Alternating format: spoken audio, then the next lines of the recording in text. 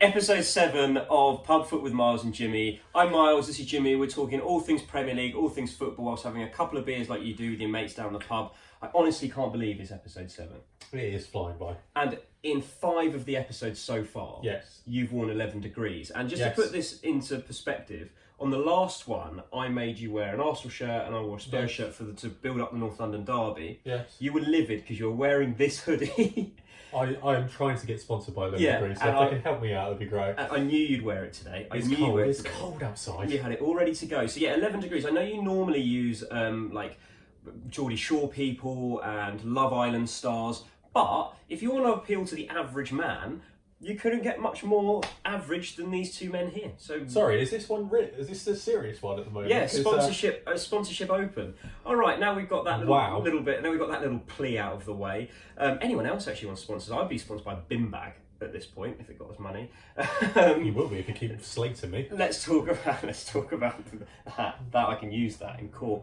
Let's talk about the Premier League. There were lots of games this weekend. It was a massive weekend of Premier League football. The first really big derby of the season. So let's start by going through all of the results. Southampton won, Man United won to kick off the weekend, 12:30 on Saturday. Going to the 3 o'clock kickoff, Chelsea drew at home to Sheffield United 2-2. Crystal Palace beat Villa 1-0 at Selhurst Park. Leicester dispatched of Bournemouth 3-1 at the King Power. Manchester City easily beat Brighton as we were expecting, 4-0. Newcastle drew at home to Watford at St James's Park.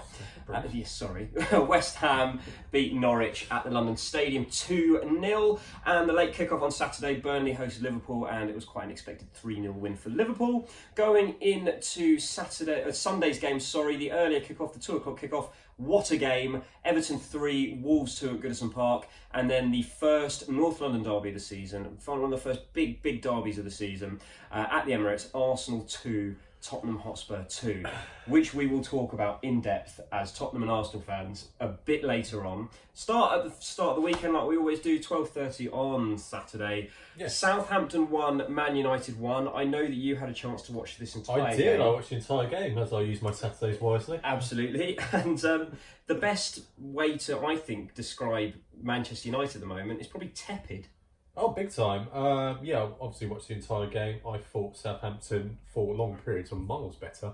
Yeah. So basically, Man U scored early doors. Great finish from James. Brilliant finish. That is a superb. He's the shining light of Man United. Yeah, the second he got that ball, you knew he was going to shift to his right, just smash it at the corner. He's playing very well. I think he scored the same amount of goals as Alexis Sanchez. Yeah. Like 40 games fewer. Incredible. But yeah, the second they scored, obviously, quite confident. You thought they'd go on and maybe scored sort of 2 or 3. Yeah. And it just completely took their foot off the gas and they let Southampton back in the game.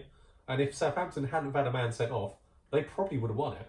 Yeah. They were better. Good header from Vestergaard. Oh, great header. He's Big always header. going to win that. Oh, he's about 3 foot taller than everybody else. Yeah. So it was, Harry Maguire's only so big. I know his head's big, but it's not going to make up for a 2 foot difference in height. And as you say, I thought United were really poor going forwards. They're just slow and lethargic. And because the thing is, in the post-match interview, Solskjaer came out and said that he thought that they had chances and they looked really good. They just need to be more clinical. Chances. No, they had some half chances. Rashford on his left foot, but it was always going away from goal. Greenwood had a chance from outside the box, but that is a half chance.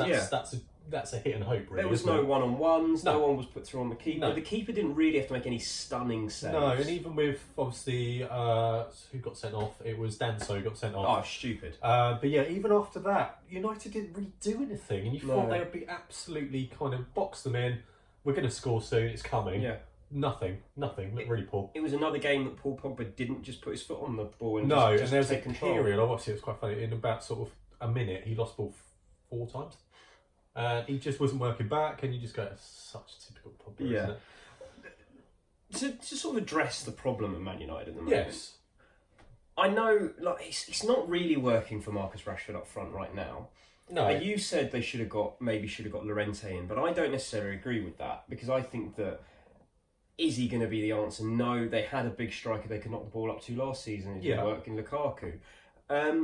I'd be tempted to actually give Mason Greenwood a go because I thought he looked lively when he came on. He did. Took the Yeah, game he to them. agreed. I thought he did very well when he came on. I think he deserves a chance to play as a centre forward. Yeah. So he bangs them in for the youth team. Yeah, agreed. And yeah, it would be great if he got given a chance. I think results like these put Solskjaer under massive pressure, and he's not probably going to do that at the moment. I don't think he's actually a fantastic manager. No, not at all. Yeah, it just looked really poor, and it's really concerning that what have they got 5 points? I think in the first couple of games. Yeah, the problem is with Solskjaer is I feel like he's a manager you can't really get rid of. The fans still really like him. Yeah, sorry, I was. The fans still really like him, and one of the biggest influences in football in the media right now, because they're spread across all of the channels, are the class of '92. And if Solskjaer goes, they will slate Man United. You've got, I mean, to a lesser extent, Fernand. He wasn't the class of '92, but he was in those Man United teams with Solskjaer. Scholes will go at them. Gary Neville will go at them. Phil Neville will go at them. Ryan Giggs sometimes does it. He'll go at them. Yeah, it's just they'll get it from all angles. It's such a. I think that Solskjaer is going to end up getting a massive reprieve if he doesn't perform. Yeah. And right now they're not performing. They brought in young players. I think it is a transitionary period. Yeah. I do, and I think they're going to get better. But I think that there are better managers than Solskjaer that could take them forward. Yeah, agreed. And obviously the summer business wasn't the greatest either. I don't mind it. They bought young and they bought British. Yeah, I don't mind that. There's a few areas you would have liked them to they needed a centre forward. They needed a decent and a holding midfielder. But then I think that McTominay's done really well. And I actually think that it's Pogba that needs replacing more, because he's capable of brilliance, but it just doesn't. It's not happening enough. If you could have gone back to June and started the transfer window again, you would have got rid of him. Yeah, and you could have spent that money rebuilding the side properly. I think he's just a player suited to a different European league. Oh, definitely. Suited to Italy. Yeah, Italy, Spain, he did quite well there. The Premier is too high intensity, and he loses the ball too often, and he doesn't work hard enough. Yeah. And it was proven, and fair play to Southampton. I thought did quite well. Yeah, they've turned the corner since obviously a few dodgy results at the start, but yeah, they look like a decent side. Well, they've just been steadily improving since Hasenhüttl took over last season. They were so poor under Mark Hughes. Yeah. Hasenhüttl came in, he's changed the style of play. They're playing really well. They press the ball, play to their strengths. Agreed. And, they are one of the teams that they are going to be down there, but they will cause some upsets along the way, and I think they'll be fine. Yeah, I back them at home to win quite a lot of games. I quite like them. And they're not going to go down. They took Liverpool all the way. Agreed. I know it was a tired Liverpool, but they still took them all the way, and that's still. Danny Ings should have scored the last minute, and that would have been a draw. Yeah, exactly. Moving on to another interesting result, another slightly shocking result, considering what the score was at half time. Chelsea 2, Sheffield United 2. Chelsea were 2-0 up, 2 Tammy Abraham goals, 2 good goals. Very happy to see Abraham scoring. If he'd have done this, if the last 2 weeks had been shifted 2 weeks earlier, I think he would have been in the England squad instead of Callum Wilson. Yes, agreed. It's good to see Lampard backing him as well. Yes, I think we spoke last week. I think you thought he was going to play Giroud. And so did I. And I was pleased he actually backed him. And he scored twice, and he got the reward. 2 goals. Yeah, the first goal was scrappy. Both goals were scrappy, actually. Sheffield United played with their own downfall in the first half. They were pretty poor. Chelsea too much respect. They weren't closing the ball down enough, and just simple balls over the top were spot on. Second half, completely different kettle of fish. So it ended 2-2. 2 goals. There was one from Robinson, Callum Robinson. I sort of loved that he celebrated, even though it was 2-1. That he sort of just the first Premier League goal. He missed the sitter in the first half, by the way. That's why he probably went mental as well. And then a deserved equaliser when Zuma knocked it past his own goalkeeper. One thing that I think has happened, and I think that it's relevant after talking about Man United and Chelsea, the fear factor has gone from Old Trafford and Stamford Bridge. 100%. 2-0 down for Sheffield United to come out and just go, you know what? We're going to go at them, so I think we can take something out of this. No teams are going to either of those grounds anymore and thinking we can't win. I also think Chelsea only seem to play well for periods of games. They haven't played well for 90 minutes yet. Yeah. And it was another one at the weekend where for 45 minutes they played great. 2-0 up at half time, can't go wrong with that. Second half, concede early, get nervous, you know what's coming. Yeah. Even against a promoted side. They got what they deserved. I really like and look at Mason Mount still though. Yes, but their defending is really poor. No, really poor at the back. Terrible so far this season. I saw tweets. People are really excited for James to come back. Yeah, 100%. I'd like him to be given game time. So I think he will be, because I think Azpilicueta is struggling. But he's the club captain, so that's another. But you know, it's the same a few years ago with Ivanovic, wasn't it? You knew he was kind of on the decline, and you suddenly go, "Oh, I'm not sure." Yeah, it's time to give him a bit more. And I think Lampard will. Do you think that maybe this job has come slightly too early for Lampard? Yeah, it's hard because obviously you've got to have patience as a Chelsea fan this year, even if it's results like this. Any manager it would have been tough for with no transfer window. 100%. And just stick with him, Chelsea. Give him a year. Yeah. Give him the transfer window to do what he wants to do, and then start to question. Give him 2 years. I'd like to. Yeah, agreed. I'd be interested to see what he does in a transfer window. Yeah. If he's going to splash the cash, I can't see him doing that. I think he'd be quite shrewd. Yeah. But yeah, I just give him patience. Just be patient. I quite like the look of Chelsea. They're just going to be a bit inconsistent this year, so you just got to accept it. And for Sheffield United, this could be a huge point at the end of the season. Away point at Stamford Bridge. This could be massive in keeping them up. So I know Sheffield United have started the season really well, but I wouldn't say there's been any team that's been really poor. I don't think, and we thought Newcastle were going to be Newcastle picked it up, but and Palace as well. Yeah, really Palace. There's 7 points. There isn't a Huddersfield this year. No, or even a Cardiff. There's no whipping. Cardiff would have been bottom by a mile in this division this year. It's a lot more balanced, and it's going to be very hard to call. Going into 2 teams that we do think will be there or thereabouts down the bottom. Palace beating Villa at home. Somewhat of a surprise, because both of us have said Palace are a better away team. Yeah, they're not going to bring teams down. And Jordan Ayew scored 2 in 2. This is probably his best ever Premier League scoring form of his life. Scoring 1 in a row is good for him. Also, didn't help that Villa had a man sent off, didn't they? Pretty sure they had a man sent off. No, they didn't, did they? Unless I was watching something completely different. No, I'm pretty sure they had a man. No. You're thinking of is it Trezeguet? Oh, it was Trezeguet. Yeah, Trezeguet got sent off 2 yellow cards. Yeah, he did. Up until that point, Villa are dominating the ball. Villa looked probably more likely to win the game. The second that happens, Palace got a goal, and that was it. But we do need to talk about our faithful friend VAR, and not necessarily VAR. No, it was a referee's decision. The referee made, and I think Jermaine Genius on Match of the Day. Also, Tim Cahill on Match of the Day was terrible. God, he was dry. He'd struggle to sit here at the moment. He would. He couldn't talk for more than 2 seconds without having to have a massive gap and have a breather. It's like he's on oxygen or something.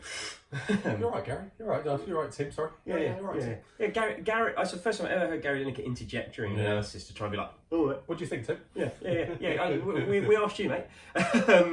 But I thought it was one of the worst. And Jermaine Jones hit his nail on the head. One of the worst refereeing decisions I've ever seen. He got both a push in the back, got the pass away, and got clattered. Yeah. He could have had 2 penalties. Yeah. Why did he not? And they scored. Play? Just let it go. No, because he thought that he gave it for a Jack Grealish foul for a dive. That was the thing. And the problem was VAR couldn't interject because the whistle had gone before the ball went in the back of the net. Yeah. What happened? But at the same time, the whistle had no impact because he blew the whistle as the player was shooting. The player and the goalkeeper were already in action, and neither of them were affected by that whistle. Yeah. At all. It's a poor decision. It was. VAR, I think, should have some sort of hold on a minute, we can hear exactly when that whistle went, and that didn't affect it. Surely you would replay that and have a look back and go, I'm not sure about that.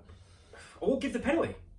Could have been a penalty. If you're not going to give the goal, give the penalty. I think it was outside the box. No, not the one where he got the ball away and got clattered by Cahill. I know it was his momentum taking it into him, but it's still a outside the box, mate. Not once he got to Gary Cahill. It wasn't. He was right in there, I think. We'll look this up. Yeah, it was right. It was on the. It was very close. Or give the foul on Grealish. Is what I mean. VAR. Yeah. Give the foul Aston Villa's way, because then at least they're in a free kick area. I don't know if it's one of those things. Grealish is obviously one of the most foul players in the league. Yeah. He does get a lot of kicks, and I'm not surprised where a ref might look and go, do you know what? I don't think that's a bit lenient. But it was still foul. Look at it in slow motion. Terrible. But it's a terrible decision. Yeah. It was actually a wonderful piece of play by Grealish to get the pass off. Good finish as well. Great pass, great finish. Everything about that goal was wonderful, apart from the refereeing, which was crap. Yes. Crap. Who was it? I don't know. Was he it won't be in the Premier League for much longer. No, not with rubbish decisions like that. Yeah. But in the grand scheme of things, I think Villa will be disappointed not to get a result there. I think Palace are there to get at. I really don't like Palace. I'm sorry, I don't. I think they're lucky to be on. What are they on 7 points? They're somewhere near the top. How the hell are they on 7 points? Very well. They're terrible. Yeah, I think that Villa are possibly in trouble this season. No, Villa are going to be fine. Did we say that? But Sheffield United are playing well. well. I'm going to say right now, Villa are going to finish above Palace. 100%. Yeah, but there's still 3 spots. Agreed. You go Newcastle, Palace, and someone else. They're miles better we'll than see, that. because you're going to say that about so many teams, there won't be any spots left. Well, Newcastle go now, so yeah. Okay, going on to the next game, and this was a really, really, really good performance. This is almost like the performance that's put Leicester into people's minds for that top 6, even the top 4, beating Bournemouth 3-1 at home. And it wasn't just beating Bournemouth 3-1 at home, because that could happen. The way they won that game, Jamie Vardy looked excellent. Both his goals were superb. The second one was just instinctive, but the first one was wonderful. Sensational. I thought it was such a good finish. Just knocked it over the keeper's head, and he made it look easy. Yeah. You said to me that if you were Gareth Southgate, you'd be ringing him every day. Oh, 100%. He would be great in that England squad, and if he continues for the rest of the season, he's got to go to the Euros. Yeah, but he's retired. But he must have a think about that and go, do you know what, I'm better than... Apart from Harry Kane, I'm better, and maybe Rashford. I think he's better than Rashford right now. He's on form, and Leicester are brilliant. Leicester reminded me of the Leicester who won the league. No, they don't for me. They're better. Agreed. And I really like the look of them. Even the centre half who's come in from Maguire looks great. And but he was there last season. He played about 4 times. Yeah. But the thing with Leicester for me is when they won the league, they weren't the best team in the league by a long shot. They ground out 1-0 wins all the way through with counter-attack football. This team is a team that looks like a top 4 side. Tielemans I really like. James Maddison is playing superbly, and it was encapsulated in that 3rd goal. Yeah. Maddison won the ball back in the opposition's penalty box, and it wasn't like Bournemouth made a massive mistake, the defender. They just got so aggressive to get it back when it broke, and it was sort of in a 50-50. They're winning it. They're getting at teams, and you look at beyond Manchester City and Liverpool. Leicester right now look at least as good as Arsenal and Spurs, and then you've got Man United and Chelsea. Leicester's full strength starting lineup is probably better than Arsenal's and Spurs. I really, really. I'm annoyed Tottenham didn't get Tielemans. I think he's a great player. And Chilwell's back now, so obviously set up one of the goals. Yeah. Great fullback. He'll probably start for England. Pereira on the other side. You've got a very strong side there. They've got a great. They've got all of the tools. Indeed, he does the job as a holding midfielder. Tielemans is great. Most of the top 40. Madison's doing well. Vardy superb. The whole team works. And to top it off, their manager is very good as well. Brendan Rodgers. He's very astute. Yeah. He's tactically great. They are a very good side. He overachieves everywhere. Yeah. That Liverpool side that almost won the league under him was overachieving. That Celtic winning the treble. I know he wasn't there for the end of it, but overachieving for that, and he will overachieve with this Leicester team. And I think that they are a very good shout. I don't know what the odds are. They're a very good shout for top 4, even 3rd. Well, they're on 7 points, and they should have beaten Chelsea. They probably should have beaten Wolves in the first game of the season. They've started really They're well. ramping up. They are. I think they're great. I think they're really, really good. As for Bournemouth, I think this is going to be another season for Bournemouth. I think they'll be fine. I think they're a Premier League side. Callum Wilson took his goal well. Yeah. One positive to see him get off the mark. Good. The problem with Bournemouth is they could do a bit like Southampton did. Southampton were finishing sort of 6th and doing really well. Yeah. Lose a few players and they find themselves in a relegation fight. Yeah. I think Bournemouth will be alright. They'll be right this season, but going forward, they're going to be again in that sort of 16th to 13th range. Yeah. They're not going to get better, which for a club the size of Bournemouth is fantastic. And as you say, they came up against a very, very good side. Very good side. And to lose 3-1's not the worst. It's not the worst, yeah. And it was really good to see Callum Wilson getting his first goal of the season. Great. Getting back on front. Tielemans should have been sent off.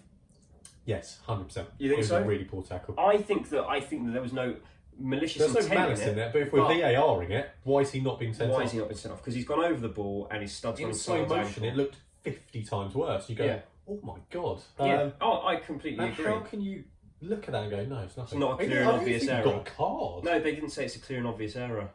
That's terrible. That VAR in the Premier League is being used. VAR in the Premier League is being used to stroke referees' egos, not to overturn decisions. And they're just decisions. It's just weird, isn't it? Like some decisions are so obvious that are just not getting picked up, and then you get really sort of the goal against Spurs. I know it's handball, but that is so difficult to. Yeah. That's just not things like that. That's not clear and obvious. No, because that's of brush course someone's it's arm. not. How's a referee meant to see that? Yeah. Whereas this is, Yeah. and it's almost like there's someone up there who's going, they're scared of the referee going, what are you saying? That was a mistake. They're scared of like Mike Dean's wrath or something because he's got an ego. That's not what it's for. Because I watched it on Gillette Soccer Sport, and I don't know who was doing the game, but he was like, he's going to get sent off. 100%, he's going to get sent off. And he just went, oh my God, are you joking? Yeah. It's just like, there's no standard of kind of decisions, is there? That's a sending off, I'm sorry. That's kind and Leicester right. probably might struggle to win that game at that point. Yeah, well, Tielemans is a key component in the middle of the park for them. If they lost him, they lose a lot of that driving force in the middle. And they definitely against a team of Bournemouth who are capable of getting on the ball. On the counter. Yeah, 100%. It would have been a different game of football. Okay, this will be quick. Man City 4, Brighton 0. Aguero scored twice. Silva scored his first touch. De Bruyne scored a goal. Man City did what Man City do. There's nothing to say. They are this great. was the only game where we got the correct result. Always winning. Always winning. Great. Brighton, though, what I did enjoy. Credit. What did all right. What I did enjoy was that they came out and they attacked them, and Guardiola said that, and he said they had chances, and if they were more clinical, it would have been a different game. Trossard had a really good chance, and Guardiola liked it. He was like, I love it when teams play like this because it's proper football, and I like that way of thinking. For Brighton, you can be like, we can sit back and get picked off 5-0, or we can go forward and have a go and lose 5-0 and end up losing 4-0. But at least they showed something, and the fans can get behind that. Exactly. It's all about the fans. You don't travel all that way to put 11 behind the ball and go, let's try and keep them out. Let's give it a go. Yeah, because Man City will pick you off, and they will probably score 4, even when you sit back. And De Bruyne will score from 30 yards or something. Yeah, and obviously conceding after like 1 minute is never the greatest of starts, but fair play to them, and I really like the look of Brighton. You like the look of everyone so far, apart from Palace. But I like what they're trying to do, and I do like Potter, and if he's going to continue to do that this year, they'll be fun. You're a wizard, Potter. On to Newcastle and Watford. This is interesting. 1-1, and this is another one where VAR has not done its job because that rubbish rule that we hate about it touching an arm, touching an arm on the way in, wasn't enforced, and it's been enforced in 2 Premier League games this season. That means obvious decisions as well. And that means it needs to be enforced all the way through. And VAR should have picked up that the ball hit an arm on the way in for Newcastle's goal.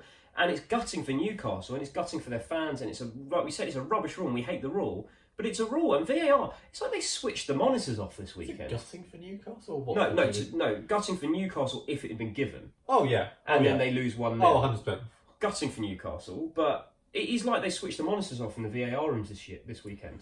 Yeah, there's some really dodgy decisions. I thought Watford did all right. Scored early doors. Played well, but they need to be beating these sides away from.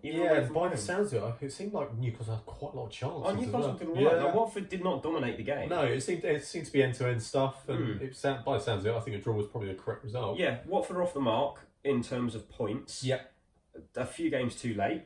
Yeah, but you would hope. The thing is, 1 win and they go up about 6 places at this. Well, that's the thing. I saw something. Sort of Grazia's kind of known for being kind of stuck in this position at the start of the season with Spanish teams in the past. He's always done all right. Last year they started really well. Watford. Yeah, and it's just they got Arsenal at home next. I would not be surprised if Watford win that game.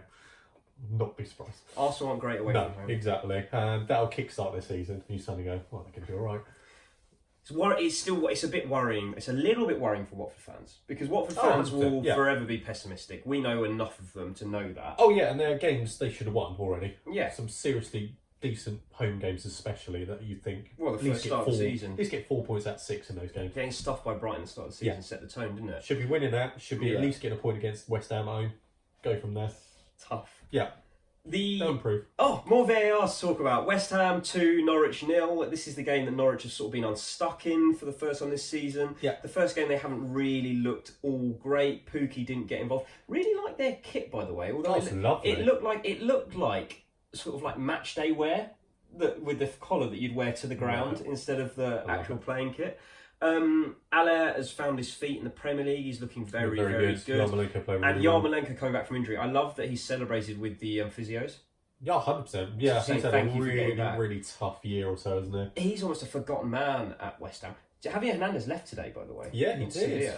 So they've got Aller and That's pretty much it up front. You can play Yarmolenko up front. He's decent. He's good enough. Yeah, I really like him. I rate him, and I rate this West Ham side. I like Anderson. Yarmolenko's good. I think Allaire looks very good. Their front four is very, very good. You got Lanzini, in the hole, the two out wide, and Haller up front. That's a very, very strong. We both like Declan Rice and we like Diop. I think we've said this every week. Yeah. And Allaire showed that he's more than just a big man with his feet, where he had a stonewall penalty. And this is what, like Jermaine Genius is saying as well. How's that not a clear and obvious mistake when he's been chopped in the box? Yeah, great feet from him. And great feet. Clearly got taken and he got clattered. Why is it not a penalty? Why is VAR not giving that as a penalty? Why can you not say that's not a clear and obvious error? Like, in real time, it's hard to... No, it's a referee's job to tell that's a penalty. And every year before that, pundits will say that's a stonewall penalty. Yeah. VAR is being put in place to make these decisions, to help the referees not to boost their ego that they've made the right call. No, did they bugger? It's a terrible decision. The referee's job is difficult enough, and that should be there to help them. And I'm shocked that wasn't given. The VAR standards need to be reviewed, and I've said the rules can't change in terms of this stupid handball rule can't be. It's going to be here for the year, so just accept the season. That's there for the season. You can't change it now because goals have been taken off sides. I know Newcastle can feel happy and Watford can feel aggrieved that it didn't happen in that game. Yeah. But goals have been taken off sides for that game, which would have completely changed games. You can't change that rule. What you can do is teach the people how to use bloody VAR. So the rules are enforced properly by VAR. You're right, mate. I'm angry. I'm very angry. There's a vein. There's a vein when coming out the forehead. Well, Norwich. Let's go to Norwich. First game that they've had a bit of a reality check. I did think it was going to come. Campbell had a shocker. Apart from that, he didn't really create anything. Pookie, I don't really think had a chance. Would have scored it though. Fullbacks played well. Got to say, I thought Max Aaron's played really well. He's looking very good. Yeah, both of them are. Him and Lewis, decent. But yeah, Norwich, it's just one of those games. It's an away game against a good team. These side. Are games that they will lose this season. They're not, yes, they did very well against Chelsea. Yes, they've done very well against quite a few teams. And they didn't get hammered. They gave it a go. Yeah. Just take it on to the next one. Yeah, absolutely. The like I said, like West Ham are pushing for, with Chelsea sort of falling away, and even Man United falling away. Yeah. West Ham are a team pushing for that sort of top 6, top 7, top 8. Yeah, they are. Norwich aren't worried about top that. 10 team if they can push to the next level. Norwich, if it had been like this at home, Norwich could be a bit more disappointed. Oh, yeah, 100%. But away from home, these are games you might lose. And, you move on. Daniel Farke, which we haven't even mentioned yet that there's Farke. We won't mention that until suddenly start to get in a bit of trouble. Yeah, but he said at the end that VAR, that Haller should have had a card before the first goal, and I believe so he took out the centre half. It was a terrible tackle. It wasn't a red card tackle. Well, no, it was not a striker's tackle. No, not in a million. And if VAR was being used properly, they would have conceded a penalty instead. So he was right with the fact that he was clearly injured. That goal came from him trying to get back into. Yeah, but again, it's just not. But it wasn't like that was straight away. They should have taken him off earlier. That's their own fault. That's not VAR's fault. That's not the player's fault. Took the goal well. Should have been a free kick, but you take the player off if he's injured. Yes. And it wasn't a red card. Last game of the weekend was a fairly routine 3-0 win for Liverpool away at Turf Moor at Burnley. I thought Burnley did all right. I thought they played relatively well. I think Burnley look a lot better this season than they did last season. Both Ashley Barnes and Chris... I think Chris Wood is actually playing very, very well. He's not scoring. Both playing well. But he's in a couple of the games recently, his footwork inside the box, it looks like he's massively improved that.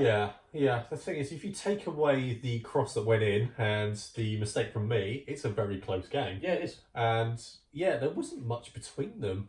Just Liverpool took their chances. Yeah, Liverpool took some of their chances if they didn't have a selfish player in there, and that's something we do need to talk about. Yeah. Sadio Mane, who...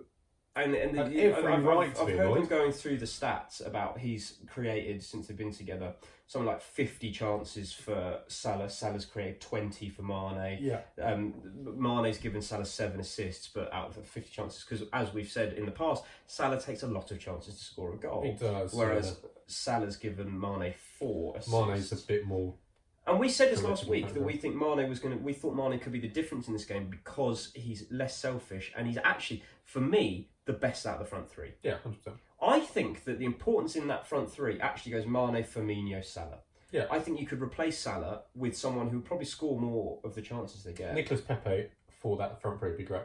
Yeah, and Salah would be the one getting dropped. Yeah, 100%. He's too selfish. Yeah. He's way too selfish. I don't know if it's a running competition between them to see who can score more goals. I don't mind a bit of but it's a competitiveness, team thing. Absolutely. And when you've got a player stood opposite you, who's in on goal, just give him the ball. Yeah. Instead of trying to dummy and then get literally. Oh, there were so out. many times Yeah, where where a pass was selfish. on and he cut onto his right foot, which he never uses, Yeah. and then back to his left foot, and all of a sudden there's three bodies in front of him. And I 100% agree with Mane being angry, and I don't mind that he's shown it in public. He should be in that dressing room telling him, you need to start passing the ball. Yeah. And I think Jurgen Klopp should be saying, you need to start passing, or we'll put Origi in. It's a bit harsh that he also got taken off. I would No, have I would take Salah off. Yeah, Mane was playing 100%. better. The Mane fact is he better. ran past Salah on the way off the pitch, Yeah. I would have been fuming as well. So close saying something wrong there. Yeah. Yeah. I loved, I don't know if you've seen it, but James Milner tweeted. Oh, 100%. You It's see so it? funny. So James Milner So tweeted, because when there's a photo when Mane's having a rant and having a go. Milner's sat next to him, and Milner's tweeted saying, "Oh, he wasn't talking about Salah not passing. He was saying, why has Milner not got on? Hashtag bring Millie on." I think that's brilliant. But all in all, Liverpool did what Liverpool do, and they won a good game. Ground it out. That's what they're going to do all season. Front three with a difference as usual. Firmino's playing very, very well. Yeah, He's the glue. I think Mane's a star, but I think Salah gets the attention. Yeah. Undeservedly. Yeah, I'd be careful if I was Salah. I'd start thinking about what he does in front of goal. I think that he's the most disposable. Yes. Easily. On Sunday's games, and the game of the weekend, not in terms of stature, actually for the position it could be, but the game of the weekend, Everton 3, Wolves 2. Now, I didn't get the chance to watch this. I was listening to it on the radio. Yeah, I watched a when I was in the car. fair chunk of it, and the first 15 minutes were brilliant. It was such a good start. Like, listening to it on the radio, it sounded hectic. Oh, 100%. Both teams had no idea what they're doing at the back for the start of the first 15 minutes. And they couldn't keep the ball either. Connor Cody just decided to smash it at Patricio from about a yard away, who then just got his leg in the way. Richarlison just smacks it in. Easy. I've heard that it sounded like everyone was just trying to get the ball forward way too quickly. The entire game was like that. It just seemed to be both teams losing possession and trying to counter on one another. There was a period in the second half where each team must have lost about 4 times in a minute, and you just go, "What do you do? Just pass the ball to That's what I was listening to. Start of the second half. It just sounded like it's like a Sunday league game where you're just trying to get it up. Oh, you lost it. Back the other way. Oh, we want it back again. Like a midfielder's nightmare because you're just doing shuttles. Yeah, and you think with a midfielder maybe sort of Neves and Moutinho, you just calm the play down. Just keep the ball. But it wasn't like that. It was very frantic. It was great. It was great. Oh, the first 50 minutes, brilliant. Yeah. And then obviously, at that point, I had the result right, so I was delighted. Yeah. And then obviously it went 75 minutes. But Everton got the win in the end. It should be a big win for them, I think. Because it was a big win. Especially up that end of the table, both of them are there or thereabouts. We've Yeah, earmarked them both to be potential pushes for the top six. Yes. So I know it's a home game, so you'd want to you'd think you have to win these to get there, but it'll be a big win for Everton, and Iwobi scoring goals is good header, great header, great ball from Sigurdsson. I'll be a bit disappointed if I was a Wolves fan. I thought they actually played really well. A bit unlucky to lose. I think they that will game. though. I think these are the games where both teams will play well. Yeah. And maybe the ball retention wasn't good enough. And Raul Jimenez is scoring again. And the thing about him is he's one of those players who's sort of an outside bet for the Golden Boot at the end of the season because he scores consistently. Yeah, Cretano played as well. Didn't quite show up like you'd like him to. And your favourite Traore played. Traore was great in the first half, by the way. How was his distribution? Really good. Set up one of the goals. Did he? Yeah, he Jesus. absolutely caused Dina so many problems. But he'll cause every fullback problems. Yeah. His problem is his final ball. It's a bit like he's like a better in terms of more physical version of old school Aaron Lennon. Yeah. Back in the day for Spurs, Aaron Lennon would rinse every fullback, but then he'd do that stand-up cross or he'd do ball. He was at his best when Peter Crouch was at Spurs because he just had to hang it up. Yeah. But when he had to drill low crosses and stuff, it didn't really work out for him. Adama Traore is better than that because he's strong as well. Yeah, he was great in the first half. He had Dina every single time. It's just like, just give him the ball. Just let him fly past him. But his end product is poor. Yes. But you said that this he set up goal, played well. Yeah. Second half he went a little bit missing, which isn't. It's just classic Traore. Well, he normally plays 20 Yeah. minutes, so he's not used to all that time. Yeah, fair play to Everton. That's a big result. That's one they need to win, and they did it. They got it through. Yeah. Alrighty, let's move on to the big London derby, the big game of the weekend. We went to watch this in the pub yesterday. Some idiot stood at the fruity in front of everyone. Oh, he knows who he is. Yeah, arsehole. I shouldn't say Please that. subscribe. Oh, yeah, yeah. Arsenal 2, Spurs 2. It's fine because we're friends with him, so we like him anyway. Arsenal 2, Spurs 2. Tottenham went 2-0 up at half-time and then just decided to stop playing. 2-1 at half-time. 2-0 up and then 2-1 at half-time. Yes. They conceded a goal at the worst possible time. Oh, great time. Danny Rose is the main culprit for that goal for me. There was no reason he had to just massive try and... hesitation for no and reason. he did it a few times in the first half. And Tottenham, again, playing out from the back isn't our game. And I don't mind, you hear people in the pub going, why the hell hasn't the keeper just kicked it long? When the keeper kicks it to a player, gets it laid back off. I understand it, because the way Tottenham were playing, if you set up for a long goal kick, Arsenal will sit back. If you play it to centre back, you let them push forward, then you can hit them over the top. I understand that. It's when we play it to the sides and we play it to players who are under pressure, and then we end up giving the ball away or giving a throw-in away or putting ourselves back under pressure down that end of the pitch. Yeah, I don't know why I'm going to do this, but I'm going to give Spurs some credit in the first half. It was the first game this year you looked like Spurs from last year. Yeah. I thought you were great going forward. I thought Harry Winks had a great game. We're horrendous defensively in that first half. I've never seen anything like it. The second goal. Poor. The second goal particularly. Oh, the first goal was terrible. First goal, Socrates has to either clean everybody out or not come. Yeah. Or sit in and let the midfielder try and win the header. Yeah, agreed. The second goal was firstly wonderful from Harry Winks. The way he dummy chopped, got down, and then picked up the pass. Yes. What on earth Granit Xhaka was thinking, leaving his feet like that in your penalty box? That wasn't a tackle you'd make in any area of the pitch. You stay on your feet between the player and the goal, and you get a block in. Well, you know I can't stand Granit Xhaka at the best of times, but to do that in a London derby, 1-0 down, what are you doing? You are 26 years old. Have you not learned anything? And with a penalty taker like Harry Kane on the other side. He's always going to score. Why would you do that? Why are you going studs up as well? It was an awful tackle, isn't it? It was an awful And it's the reason I really don't like him. He's so rash. Yeah. And it's things like that are going to cost us points, and it did. Yeah, it really did, because you know, what you did score from a Spurs mistake at the perfect time. The second half, you battered us. Oh, we did. We should have won the game. It was actually a really, really good game of football because in the second half, Spurs did look like scoring a few times. Spurs got in behind. Yeah. Pochettino, I think, got his substitutions wrong again in a big game. I don't know why he took Son off. Son was our most threatening player. Oh, 100%. I really liked Son, and he always plays well against Arsenal. I would have taken probably Sissoko off for Dele instead. I thought Sissoko did okay, but again, the chances that we had at the end fell to the wrong player. It's like he's forgotten how to play football when he gets to the final third and he's wearing wellies and he just swings his foot. It could be one-on-one with an empty goal and he still would score. Yeah, he's terrible. That's not one-on-one, it's one-on-none. Yeah, it'd be one-on-none. Yeah, I agree. He'd still miss. He's just not got that in his game. And I think that it's now time, once Ndombele's back from injury, and I think Sissoko last season was superb for Tottenham and did a really good job. But I think it's time for Spurs to move onwards and upwards from Sissoko as a starting midfielder. I do not mind him at all as an impact sub, because when legs are tired, having him coming in to cause havoc could be superb. But I think Winks and Ndombele should be starting with Eriksen, with Ali, with Lo Celso, with those sorts of players. I think they'll just...